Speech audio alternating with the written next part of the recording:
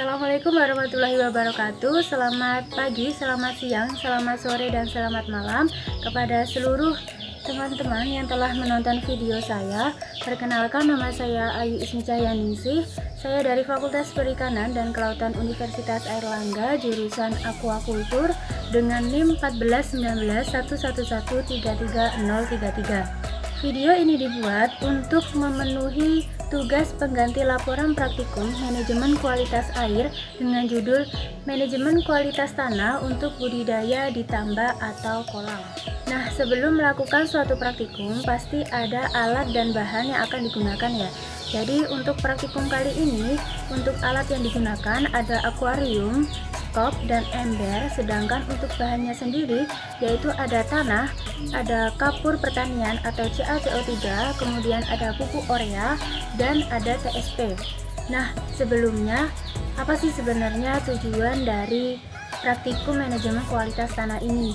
Jadi tujuan dari praktikum manajemen kualitas tanah ini yaitu untuk mendapatkan tanah dasar kolam atau tambak yang optimum untuk budidaya ikan atau udang. Selanjutnya saya akan menjelaskan mengenai cara kerja praktikum manajemen kualitas tanah untuk budidaya di tambak atau kolam.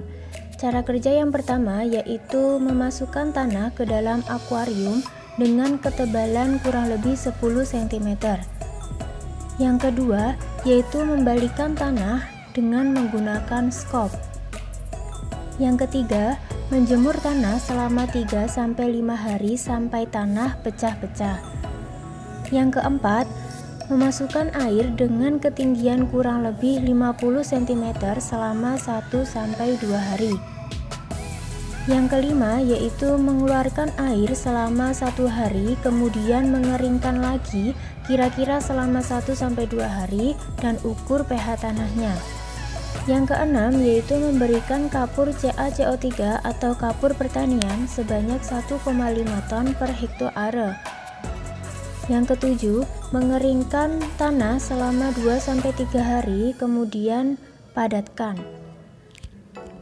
Kedelapan, memberikan lapisan kulit kerang dan pasir putih setebal 1 cm, kemudian isi dengan air setinggi 20 cm. Kesembilan, menambahkan pupuk urea sebanyak 50-75 kg per hektare dan TSP sebanyak 25-30 kg per hektare dan sebarkan secara merata di seluruh tanah. Yang ke-10 yaitu lakukan pemupukan setiap 2 minggu sekali. Ke-11 yaitu memberikan saponin sebanyak 50 kg per hektare atau 7 ppm selama 5-7 hari. Nah, pemberian saponin diberikan dengan tujuan untuk mensuci hamakan tanah dasar tambak. Yang ke-12 yaitu menambahkan air sampai dengan ketinggian 1-2 meter.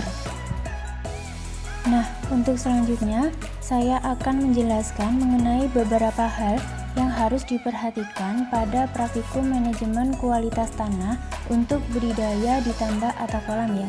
Jadi, beberapa hal yang harus diperhatikan antara lain adalah pengapuran dan pemupukan.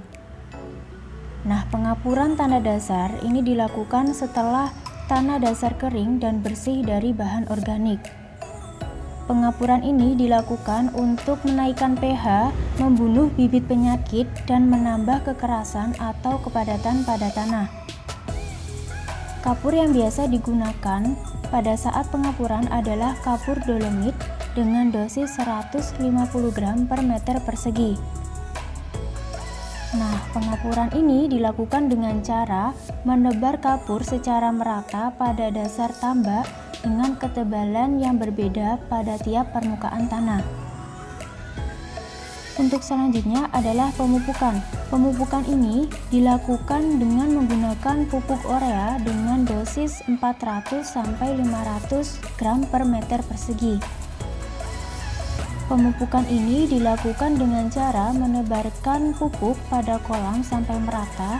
Setelah itu mendiamkan kolam selama 4-6 hari supaya pupuk yang telah diberikan tadi bereaksi dengan sempurna. Nah, pemupukan ini berfungsi untuk memberikan unsur hara yang diperlukan bagi pakan alami sehingga lahan kolam akan menjadi subur. Pengapuran memiliki beberapa manfaat dan peranan.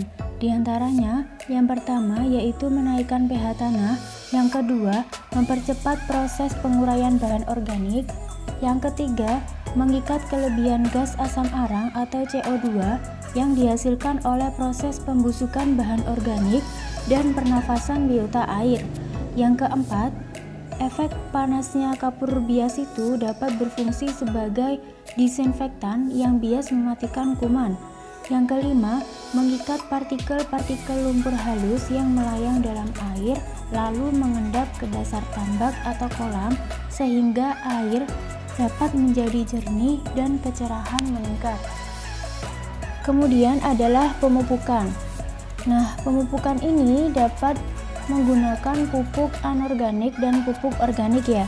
Jadi pemupukan ini dilakukan untuk meningkatkan produksi pakan alami yang dapat dimanfaatkan oleh ikan. Jadi pemupukan ini dapat digunakan untuk meningkatkan kandungan nutrien dalam air sehingga dapat membantu pertumbuhan pada plankton. Nah, selanjutnya pupuk anorganik ini merupakan hasil buatan manusia dan umumnya ini digunakan untuk menambah nutrien tertentu dalam jumlah yang banyak, misalnya TSP dan pupuk urea. Sedangkan pupuk organik terbuat secara alami dan digunakan untuk menambah berbagai nutrien dalam berbagai jumlah, misalnya kotoran ayam. Nah, dosis pada pemupukan ini sangat bervariasi, tergantung pada jenis ikan yang dipelihara, jenis tanah, dan air. Nah, itu tadi merupakan gambaran bagaimana cara melakukan pemupukan dan pengapuran pada kolam atau tambak untuk budidaya ikan dan udang dengan benar. Nah, pada praktikum kali ini saya cukupkan sampai di sini. Sekian pemaparan video dari saya. Wassalamualaikum warahmatullahi wabarakatuh.